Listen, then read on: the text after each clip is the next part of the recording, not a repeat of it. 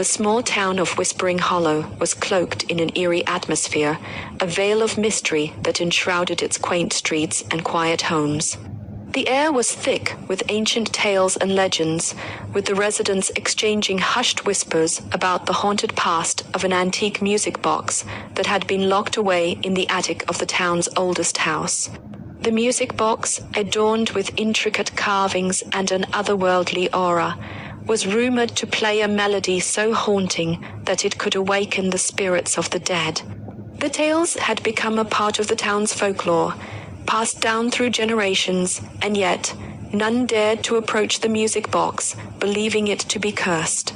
However, as a group of friends, Sarah, Michael, Lily, and Jake gathered in Sarah's attic, the pull of the unknown and the sheer curiosity of youth overpowered their fear.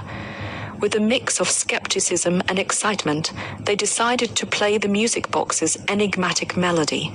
Sarah, the most daring of the four, had heard the legend throughout her childhood and was convinced it was nothing more than a superstitious myth. The others, Michael, Lily, and Jake, followed her lead, their hearts pounding with a mixture of apprehension and thrill. They had grown up with tales of the cursed music box, and yet none of them had ever witnessed the truth behind the ominous stories. As they set the music box on a table, its surface glowing softly in the dim light of the attic, Michael began to turn the handle. The mechanisms clicked and whirred, and the music box sprang to life, the melody it played sending a chilling shiver down their spines. It was a tune that seemed to defy time, a haunting melody that resonated with an otherworldly presence. The attic, once a quiet, dusty space filled with cobwebs and forgotten memories, was transformed as the music box's haunting tune filled the air. The atmosphere shifted, the air growing colder and heavier, as if an unseen force was drawing closer. Shadows in the corners of the room seemed to deepen, growing darker and more menacing. The friends exchanged glances, each one's eyes reflecting a mix of fear and fascination. They could hear muffled noises from within the walls, as if they were coming from the very foundation of the old house itself. The music box's tune seemed to be calling forth something from beyond the realm of the living, and the once sturdy attic doors began to creak and groan as if in protest. The creaking grew louder, and the friends watched in awe as the floorboards beneath their feet began to sway. The music box played on, its melody unbroken and unrelenting, as if beckoning something to awaken. The room was suffused with an eerie blue light, casting long, distorted shadows across the walls. The friends held onto each other, their breaths coming in ragged gasps, as the room seemed to pulse with an energy that was not of this world. It was as if the attic was alive, vibrating with the music box's haunting tune, and the walls were whispering secrets of the past. The air grew thick with the scent of ancient dust and decay, and the friends couldn't help but wonder if they had unleashed something beyond their control. They could sense the weight of the town's history pressing upon them, and the thought that they might be the ones to break the curse or to become its latest victims kept their hearts in a constant state of flux between hope and dread. The music box stopped abruptly, its final note hanging suspended in the air like a question. The friends looked at one another, their expressions a mix of shock and relief. They had expected something supernatural to occur, but they had no idea what to expect next. They quickly scattered, looking for anything that could explain the sudden shift in atmosphere. Sarah grabbed the old newspaper clippings she had found earlier, the ones that spoke of the music box's haunted past. They spoke of the family that once owned the box, the tragic events that had unfolded, and the subsequent disappearance of the family and the music box. The clippings were yellowed with age, the ink faded, but the words were as clear as ever.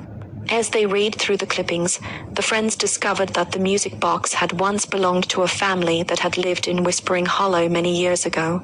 The family was well respected, and the music box was considered an heirloom, a cherished piece that had been passed down through generations.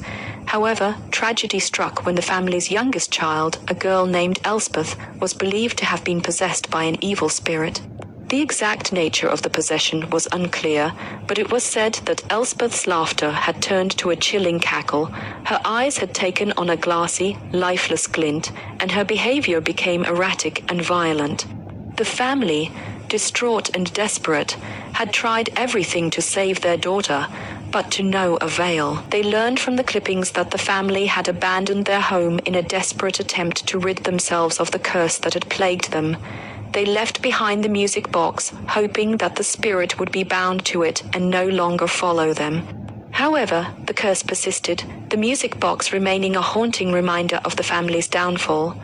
The friends grasped the gravity of the situation, realizing that the music box was not just an object, but a conduit for a malevolent spirit. They knew they had to delve deeper into the music box's origins to understand the full extent of the curse and its history.